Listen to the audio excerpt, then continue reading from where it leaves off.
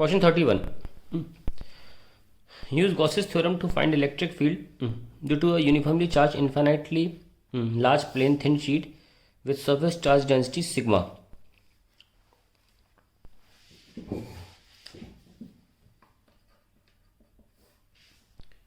ये large sheet ले लीजिए, हालांकि मैं बाउंड्रीज बना रहा हूँ पर ये इन्फिनेटली लार्ज मान के चलते हैं।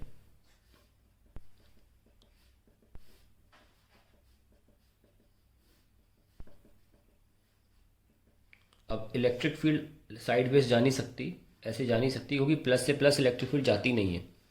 इलेक्ट्रिक फील्ड के पास से ऊपर जाने का चांस है, क्योंकि यूनिफॉर्मली डिस्ट्रीब्यूशन है चार्ज का, तो हम कहीं पे भी ले लेंगे तो सिग्मा सेम रहेगा। तो हमने एक छोटा सा पोर्शन ले लिया एरिया ए का, ठीक है, और हमने एक सिलेंडर बना लिया है जो कि गॉसियन सरफेस की तरह। आप सिलेंडर सर्कुलर एरिया का भी ले सकते हैं और स्क्वायर शेप एरिया का भी ले सकते हैं, मतलब ऐसा शेप भी ले सकते हैं, जो मुंह है ऊपर का वो ऐसा भी हो सकता है और गोल भी हो सकता है, फ़र्क नहीं पड़ता क्योंकि हम एरिया की फॉर्मूला तो लिख नहीं रहे हैं यहाँ पे, बस कैपिटल ए से ही काम चलाएंगे। तो हम देख सकते हैं कि इलेक्ट्रिक फील्ड जो है वो इस चार्ज से ऊपर भी जा रही है और नीचे भी जा रही है ना, पूरे एरिया से। तो यहाँ पे भी फ्लक्स है, इसी चार्ज की वजह से नीचे भी फ्लक्स है, तो फ्लक्स दो तरफ है। तो फ्लक्स क्या हो जाएगा, 2 टाइम्स ऑफ ई इंटू ए, अगर ये एरिया हमारा ए है तो। पर एट द सेम टाइम अगर हम नोटिस करें, इस सिलेंडर को बाहर निकालें और देखें कि यहाँ एक चार्ज है क्यू और ये गॉसियन सरफेस है, तो according to Gauss theorem flux हो जाता है Q by epsilon as well. अब दोनों को बराबर रख देते हैं, equating the two we get, ये फर्स्ट इक्वेशन, ये second, E into A 2 times is equals to Q by epsilon.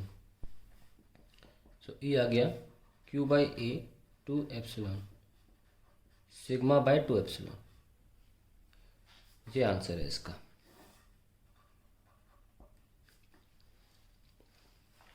Next part, an infinitely large thin plane sheet has a uniformly charged density sigma. Obtain the expression for the amount of work done in bringing a point charge q from infinity to that point to a point distance r in front of the charge sheet. B part. Now work done का formula क्या होता है, सुनिए। Work done होता है charge जो आप लेकर आ रहे हो into v final minus v initial potential. अब Q फाइनली पोटेंशियल क्या होगी,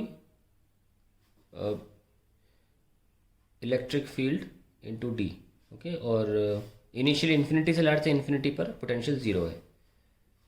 सो इलेक्ट्रिक फील्ड हमने कितनी निकाली, सिग्मा बाय 2 एप्सिलॉन, और कितनी दूरी पर बोला जा रहा है, हमसे बोला जा रहा है कि इन्फाइनाइट शीट के r डिस्टेंस पर आपको रखना है चार्ज, तो उसकी दूरी जो d है वो r है, तो r लिख लीजिए यहाँ पे। तो this is the answer, R Q sigma by 2 epsilon. तो यही लिखा हुआ है यहाँ पे, ये लेटर्स दे रखे हैं। चार्ज क्यू है इन्फिनिटी से ला रहा डिस्टेंस r पे, so that is the answer to the question. अब इसका और पार्ट कर लेते हैं। An electric dipole of dipole moment p consist of point charges plus q and minus q separated by a distance 2a. Deduce the expression for the electric field E due to the dipole at a distance x from the center of the dipole on its axial line in terms of dipole moment p. Hence show that limit x greater than a E tends to this. कर देते हैं, देखिए आप question number 31 का A part. This is my dipole plus Q and minus Q, और centre से r की दूरी पर एक्सियल लाइन पे कोई पॉइंट हमने चुन लिया ए भी। तो ये a है, दिया हुआ है 2a लेंथ लेना है, ये भी a है। यहाँ पर हम इलेक्ट्रिक फील्ड निकालना चाहते हैं, तो इलेक्ट्रिक फील्ड ये मान लीजिए a, ये पॉइंट b, तो a की वजह से रिपेल करेगा क्योंकि पॉइंट पर हम Q0 मान के चलते हैं, Q0 रखा हुआ है, तो रिपेल करेगा EA, और क्योंकि माइनस चार्ज पास में है तो इसका इलेक्ट्रिक फील्ड ज़्यादा होगा इस पॉइंट पे, तो ई बी।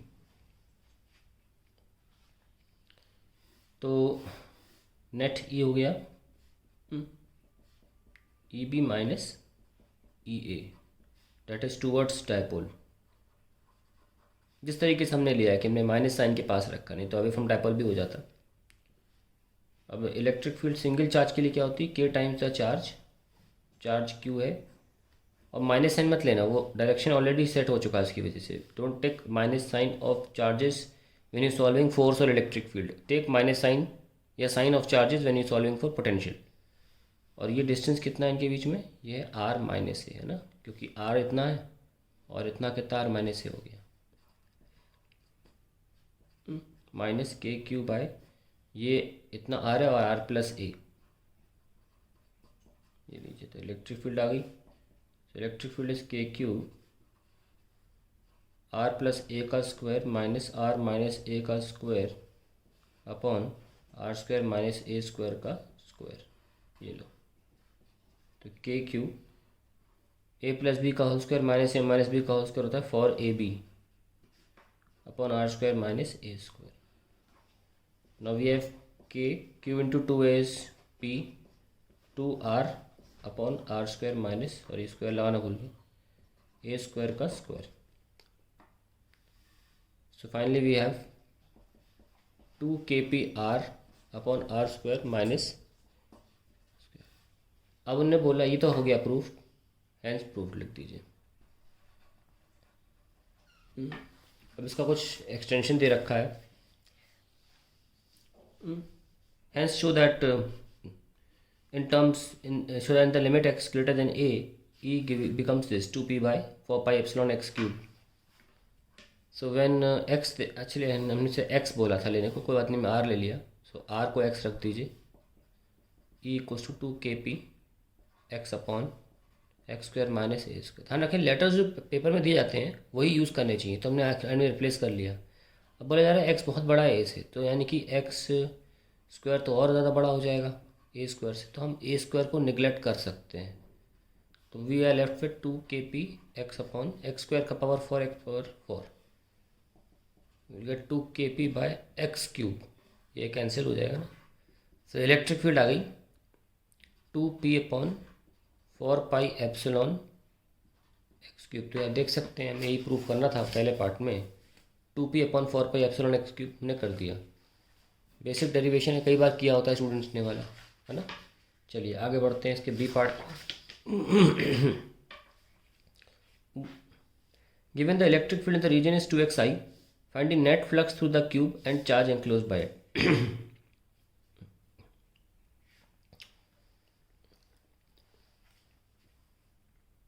बी पार्ट, तो हमको ये डायग्राम थोड़ा सा ऐसा देना चाहिए था, वो मिसिंग है थोड़ा डायग्राम में, मैं ठीक कर रहा हूँ डायग्राम को। डायग्राम में ऐसा है इस क्वेश्चन में,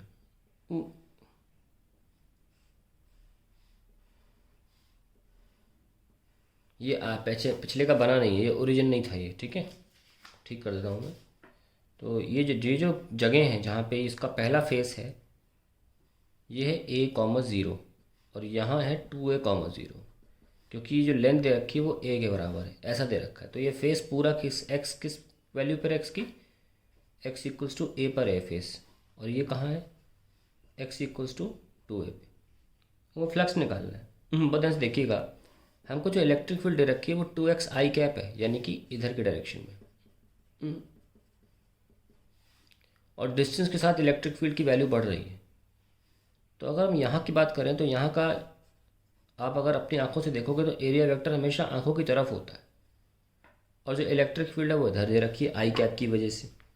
तो अगर मैं इस फेस को 1 मानूँ तो E1 जो होगा वो होगा, सॉरी फ्लक्स 1 जो होगा वो होगा E1 डॉट एरिया, और आप देख सकते हैं कि ये 2x i कैप है, और एरिया लेफ्ट साइड है तो हम लिखेंगे a square minus I cap. अब वैल्यूज़ भर देते हैं कि इस जगह पर x की वैल्यू क्या है, x की वैल्यू a है 2a i कैप, और a स्क्वायर क्या है, साइड का स्क्वायर, और माइनस आई डॉट आई 1 होता है, तो माइनस का 2a क्यूब, आपका 5 1 आ गया। अब बात करते हैं इस फेस की, सेकंड फेस, इसमें भी इलेक्ट्रिक फील्ड ऐसे है, पर अब आपकी आई इधर है तो एरिया वेक्टर भी इधर ही होगा। तो अब ई और ए में एंगल ज़ीरो हो गया, तो फ्लक्स टू हो जाएगा E2 डॉट A2, या ए होगी ए सेम है, we have 2x I cap dot A square I cap. तो आई वन हो गए, एक्स की जगह ए डाल दीजिए, 2a सॉरी, इस बार इस फेस के लिए, टू फेस के लिए एक्स की value 2a, 2 into 2a into A, that is for A cube I cap. So total flux कितना हो गया, फ्लक्स 1 प्लस फ्लक्स 2, और this is -2a cube plus 4a cube, that is 2a cube. That is the final answer for the flux. हमसे net electric flux पूछा है और charge to the cube and charge, तो ये तो पहला answer आ गया आपका, ये ए पार्ट आ गया। बी पार्ट क्या, ऐसी बी का दो पार्ट्स हैं, चार्ज ही पूछा है, तो फ्लक्स क्या होता है, is equals to Q enclosed upon epsilon. What is the flux through the cube, 2a cube, Q enclosed by epsilon, so charge आ गया Q enclosed is equals to epsilon times 2a cube. That is the answer to the question.